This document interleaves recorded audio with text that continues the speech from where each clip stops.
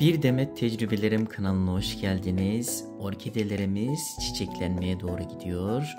Bu süreçte çiçek dallarıyla alakalı nelere dikkat etmemiz gerekiyor? Bunlardan bahsedeceğim. Şimdi çiçeklenme sürecindeki orkidelerimi tek tek gösterip bunlarla alakalı dikkat edeceğimiz konuları tek tek değineceğiz.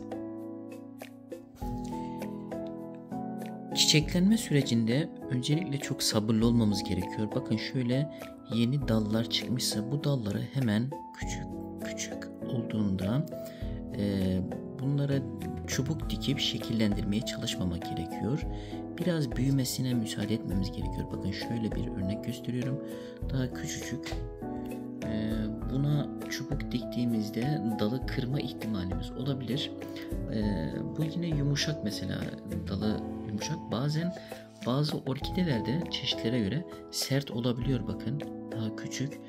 Bunu dal dibine dal koyup dala bağlamaya çalışmayalım. Biraz büyümesine, en azından şöyle bir 10 santim olmasına müsaade edin.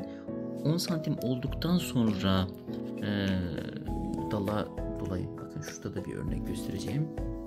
Şu şekilde. Daha küçük, yeni çıkmış. Bunu şekil vermeye çalışsanız kırılır. Buna dikkat etmemiz gerekiyor.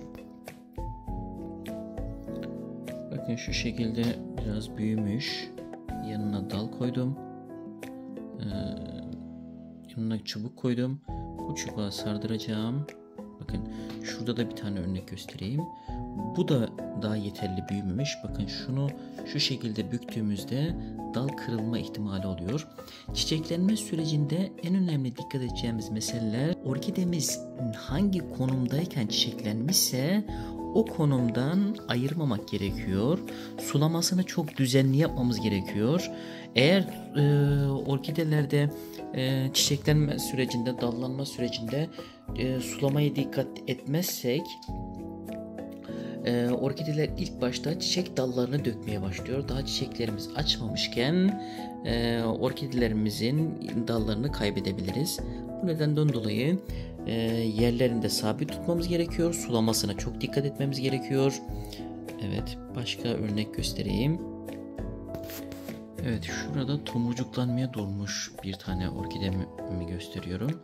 Bakın bunu artık çiçek dalına bağlamışım ve tomurcuklanmasını bekliyorum.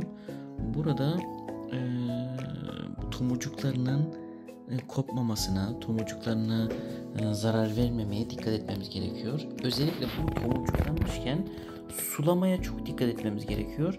Eğer sulamaya dikkat etmezsek bu tomurcuklar büyümeden tomurcuklar kuruyabilir.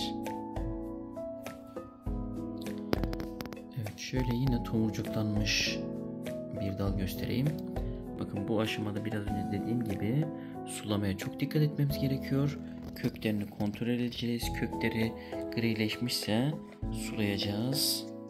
Özellikle kışın nem dengesini iyi sağlamamız gerekiyor. Sulanma daha erken olabilir. Köklerini kontrol edelim. Hafta dolmasını beklemeyelim. Kökler grileşmişse, bakın burada kökler grileşmiş. Kökler grileşmişse sulamamız gerekiyor. Su ihtiyacını karşılamamız gerekiyor. Özellikle kışın bu orkidelerin yanlarına bir kap içerisinde su koyup nem dengesini sağlayabiliriz. Su püskürterek de yapraklarının nem dengesini sağlayabiliriz. Orkide çiçek dallarında çiçeklenme bittikten sonra doğru budamak çok önemli. Bakın şu çiçeklerimi birlikte budamıştık. Bakın şu çiçeği özellikle. En son çiçek açan yerden budayacağız ve alt taraftan bakın yeni sürgünler çıkıyor. Bakın şu şekilde. Bu sürgünler de belli bir boyuta ulaştıktan sonra bunlara yön verebiliriz. Çiçek tomurcuklarına dikkat ederekten, bakın şimdi şu bayağı uzamış, şu araya yerleştireceğim. Şunu şu araya yerleştirmek istiyorum ama biraz daha büyümesini bekleyeceğim. Evet. Şimdi bu araya yerleştireyim, tekrar göstereyim. Evet, bu araya koydum ve artık buna çok uğraşmayacağım. Daha küçük sürgünler var. Bu küçük sürgünleri yön vermeye çalışmıyoruz. Evet, en son çiçek çıkan yerin Hemen altından kesiyoruz ve alt taraftan yeni sürgünler çıkabiliyor. Bakın burada her taraftan yeni sürgünler çıktı. Doğru budama yaptığımızın göstergesi bu. Bakın şöyle göstereyim.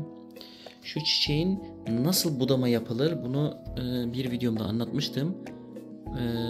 Onun linkini videonun sonuna bırakacağım. Oradan tekrar izleyebilirsiniz. Çiçeklenme bittikten sonra, çiçekler kuruduktan sonra budamayı yapmalıyız. Eğer budamayı yapmazsak bu çiçek dallarını kaybedebiliriz. Çiçek dallarını kaybetmek istemiyorsak doğru yerden doğru budamalar yapmalıyız.